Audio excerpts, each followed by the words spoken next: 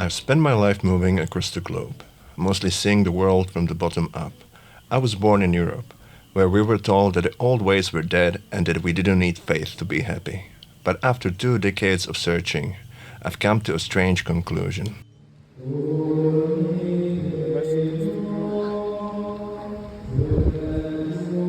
The Philippines might be the last place on earth where Christianity is still actually human. While the rest of the world traded their souls for a cold, lonely kind of progress, this country held on to something that the West has completely forgotten. I didn't come here to find religion. I came here because I realized the Philippines is the last stronghold of something real. In the West, Christianity was turned into a museum or a political debate. It's either a cold building you visit twice a year to look at the statues, or it's a weapon people use to argue on the internet. Purpose of faith was rewritten.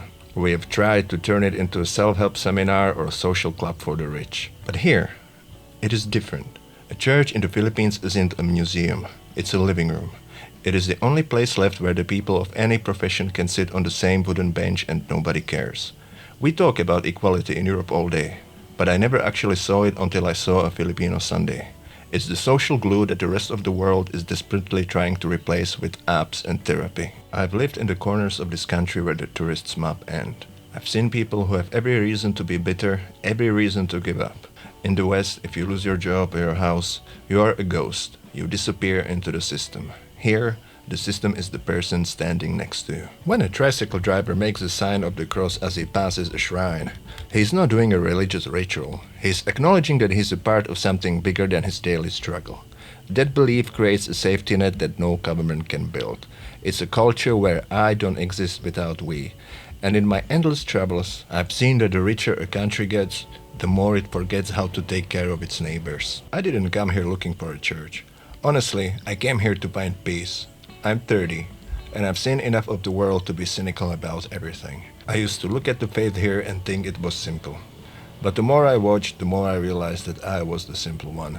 I was the one who thought a high-speed life was better than high-meaning life. Standing in a crowded church in a small village, I didn't feel like a foreigner or a tourist. For the first time in a long time of moving, I didn't feel like I had to prove anything. No one asked me for my resume or a bank account.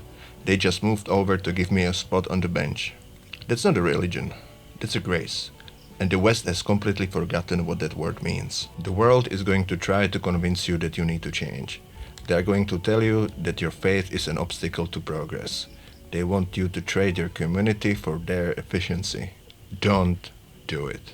I've been to the future they are selling you, and it's hollow. I chose the Philippines as my forever home because I want to live in a place where people still look each other in the eye. You are the last Christian country in the world, because you are the only ones who still treat God like a neighbor and your neighbor like a family. Keep it that way, because the rest of the world is finally starting to realize that we threw away the only thing that actually worked.